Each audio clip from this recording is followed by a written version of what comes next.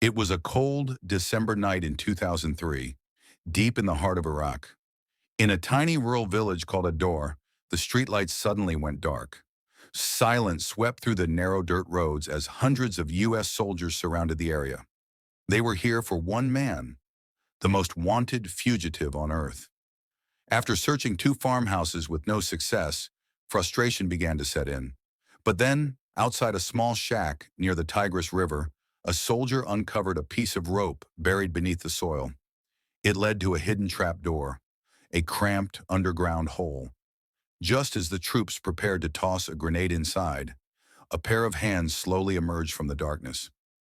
Moments later, a disheveled man with an overgrown beard climbed out, his eyes heavy and defeated. He raised his hands and spoke softly. "My name is Saddam Hussein. I am the president of Iraq, and I want to negotiate." A message was sent back to headquarters. 4 words that would echo around the world. "Ladies and gentlemen, we got him." This is the untold story of Operation Red Dawn, the relentless manhunt that ended with one of history's most feared dictators hiding in a hole beneath the ground.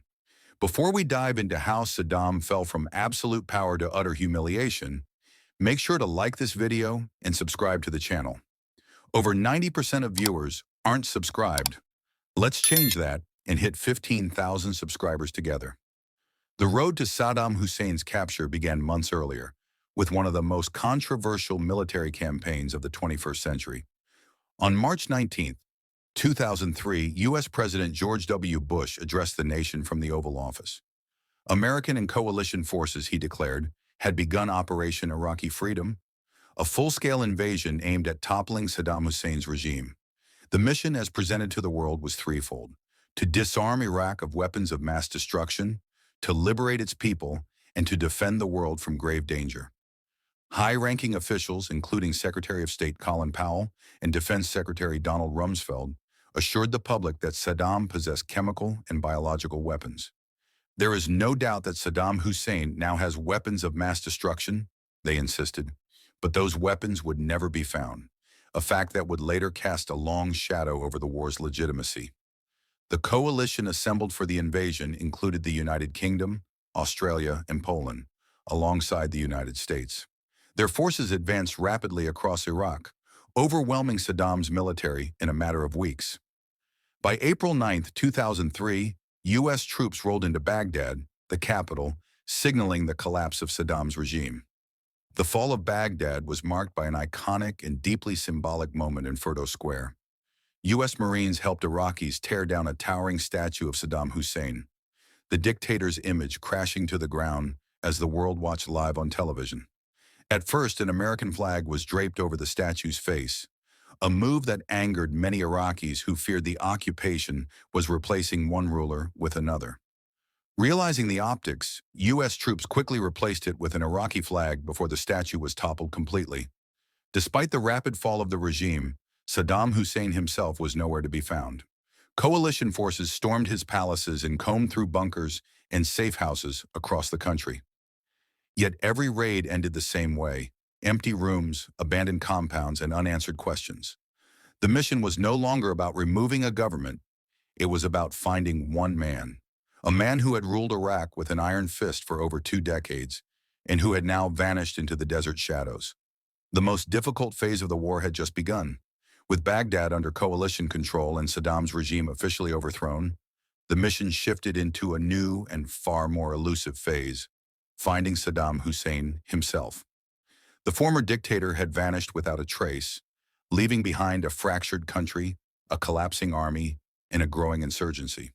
To coordinate the manhunt, the U.S. military devised a creative but practical tool: a deck of 52 playing cards featuring the most wanted members of Saddam's regime. At the very top of the deck, as the ace of spades, was Saddam himself. Right below him were his feared sons, Uday and Qusay, notorious for their brutality and excess. Soldiers were encouraged to study the cards during downtime, ensuring that every pair of eyes in the field could recognize a high-value target on sight. The hunt was relentless. Raids were conducted across Iraq day and night.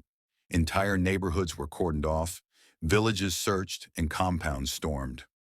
Leaflets were dropped from helicopters urging Iraqis to come forward with information. Broadcasts offered amnesty to those who helped and punishment for those who hid him. The U.S. government escalated the pressure with massive financial incentives.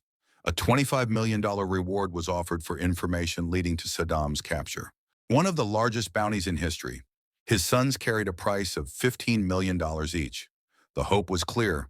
Money could succeed where force had failed. Intelligence reports painted a picture of a man constantly on the move. Saddam was believed to travel light, changing safe houses frequently and relying on a small circle of loyal supporters to shield him. Some claimed he disguised himself, while others believed he had fled Iraq altogether. Each tip triggered new raids, yet time and time again, troops came up empty-handed. Months after the fall of Baghdad, Saddam remained a ghost. Every false lead and failed mission eroded morale and emboldened resistance fighters. The longer he remained free, the more he transformed from a fugitive into a symbol of defiance for those resisting the U.S. occupation. The coalition knew that capturing Saddam wasn't just about justice. It was a psychological necessity. As long as he was out there, the war would remain unfinished. And so the manhunt intensified. 4 months into the occupation, a breakthrough finally arrived. Not with Saddam himself, but with his infamous sons. On July 22, 2003, a man walked into a U.S. military base in Mosul with a stunning claim. Uday and Qusay Hussein were hiding in his home. At first, American officers were skeptical. They had been burned by false leads before. But the promise was too significant to ignore. The next day, U.S. troops surrounded the mansion the man had pointed to. As they closed in, they called through loudspeakers for the brothers to surrender. Silence. And then, gunfire. Uday and Qusay refused to give up without a fight. A fierce 4-hour battle erupted in the heart of Mosul.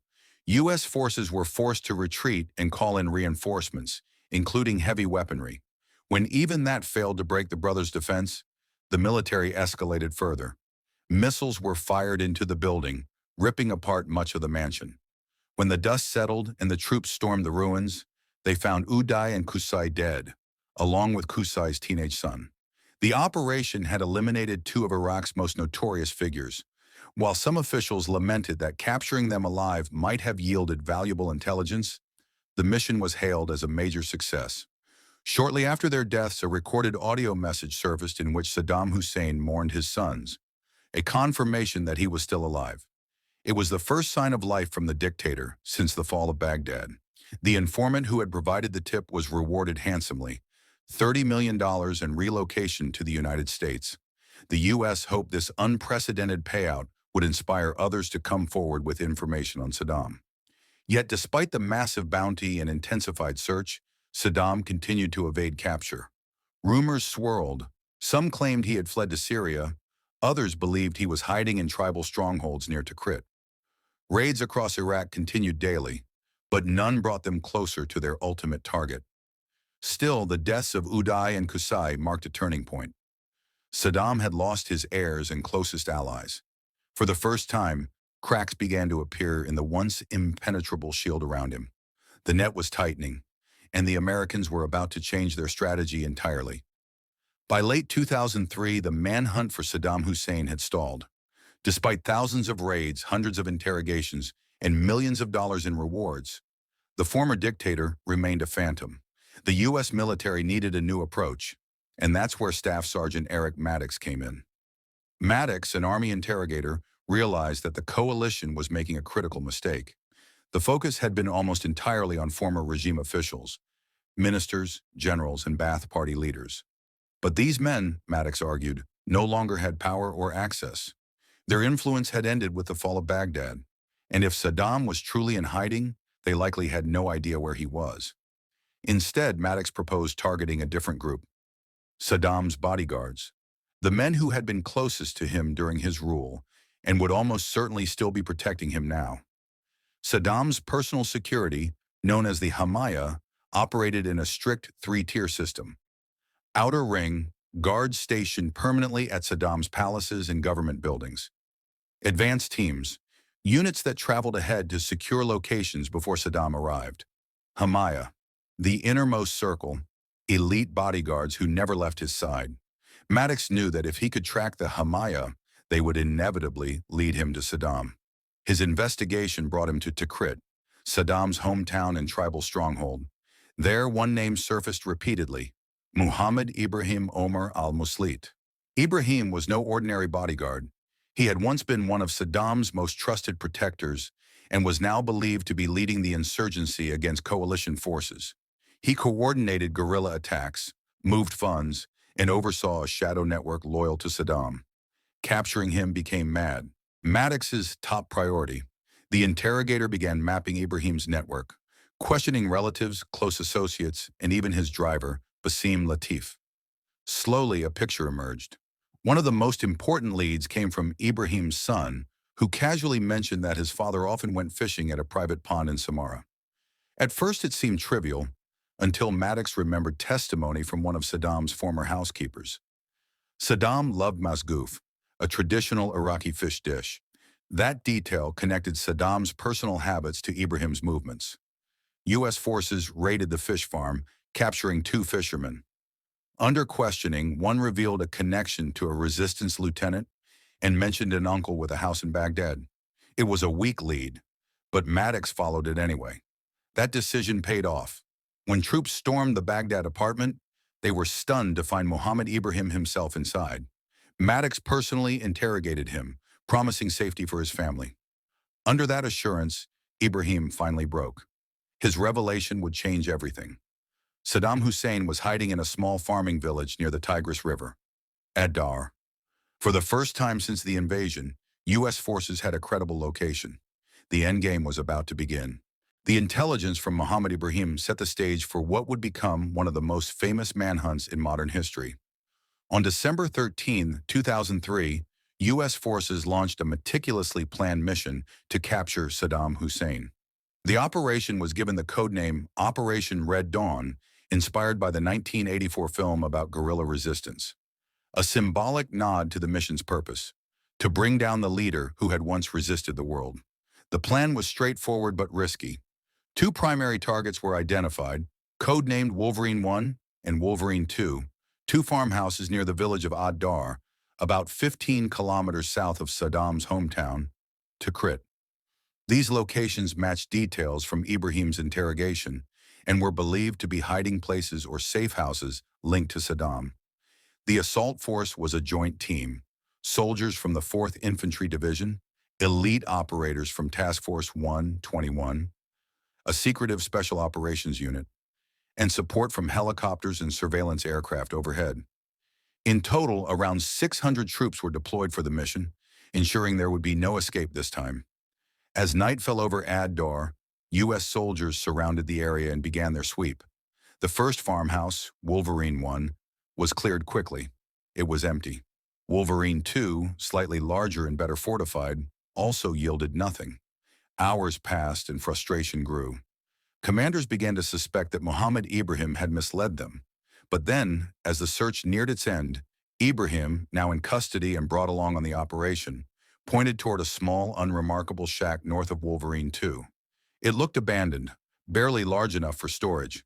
Troops entered and searched the interior. 2 empty rooms, no signs of life. Just as they were preparing to move on, Ibrahim subtly kicked at something on the ground. A piece of rope, half buried beneath the dirt. A soldier pulled at it, revealing a hidden trapdoor. Beneath it was a narrow underground chamber, roughly 6 by 8 feet, with a small ventilation pipe leading to the surface. Inside, the air was stale and humid, but it was clear someone had been living there. As the troops prepared to toss a grenade inside for safety, a pair of hands slowly rose from the darkness. Then a man emerged, dirty, disheveled, and unarmed. His beard was long, his hair matted, yet there was no doubt who he was. "I am Saddam Hussein," he said quietly. "I am the president of Iraq, and I want to negotiate." The soldiers moved swiftly, restraining him and pulling him from the hole. A quick search revealed 2 AK-47 rifles, a Glock pistol, and about $750,000 in U.S. cash. Saddam offered no resistance. The code word crackled over the radio: "Jackpot." Moments later, confirmation followed. "Ladies and gentlemen, we got him." The former dictator was flown by helicopter first to Tikrit for initial processing and then to Baghdad International Airport, where he underwent medical checks and interrogation. Coalition Provisional Authority head Paul Bremer announced the news to the world the next day. Ladies and gentlemen, we got him. A dark and painful era is over. A hopeful day has arrived. The images that followed would become iconic. Saddam, tired and defeated, being examined by a U.S. military doctor. His mouth opened as his teeth were checked.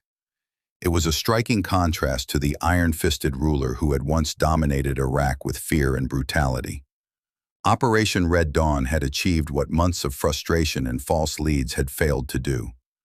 Saddam Hussein, once one of the most powerful men in the Middle East, had been captured alone, hiding in a hole beneath the ground. But even as the world celebrated, one truth remained. The war in Iraq was far from over. The news of Saddam Hussein's capture spread across the globe within hours. Crowds in parts of Iraq cheered, celebrating the end of a dictator who had ruled them with an iron fist for more than 2 decades. For the coalition, Operation Red Dawn was a much-needed victory after months of frustration and mounting casualties. Yet, as significant as the capture was, it did not bring an end to the war. The insurgency in Iraq did not collapse with Saddam's arrest. If anything, it grew more violent. Militias, foreign fighters, and former regime loyalists continued to wage guerrilla war against coalition forces. The U.S. quickly realized that while removing Saddam had toppled the old order, it had not solved the deeper sectarian and political divisions tearing the country apart. America had won a battle, but the war was far from over. Meanwhile, the coalition recognized the immense symbolic power of Saddam's capture. For decades, Saddam had built a personality cult around himself. Portraits on every street, statues in every city, his image dominating state media. He was portrayed as untouchable, invincible, a modern-day sultan. Breaking that image was crucial to undermining any lingering loyalty to his cause. To do this, the U.S. military orchestrated a calculated public campaign. Journalists were invited to tour the spider hole where Saddam had been hiding. Cameras filmed the miserable, dirt-lined space, a stark contrast to the golden palaces he had once lived in.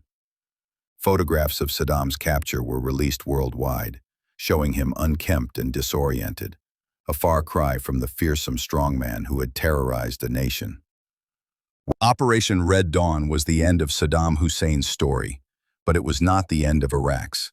And the lessons learned from that cold December night in 2003 continue to shape how nations fight wars, conduct manhunts, and wage battles not just on the battlefield, but in the hearts and minds of people around the world. And that's the full story of Operation Red Dawn, the relentless hunt that brought down one of the most feared dictators of the modern era. From ruling Iraq with absolute power to hiding alone in a hole beneath the ground, Saddam Hussein's fall showed the world how quickly a regime built on fear can collapse. But his capture was not the end, only a turning point. The years that followed were marked by insurgency, civil strife, and the enormous challenge of rebuilding a shattered nation. The legacy of Operation Red Dawn reminds us that removing a tyrant is only the beginning of a much larger battle. If you found this story as fascinating as we did, don't forget to like this video and subscribe to the channel. Over 90% of viewers still aren't subscribed, and with your help, we're aiming for 15,000 subscribers. So join us for more forgotten history, military missions, and untold stories from the past. Thank you for watching, and we'll see you in the next video.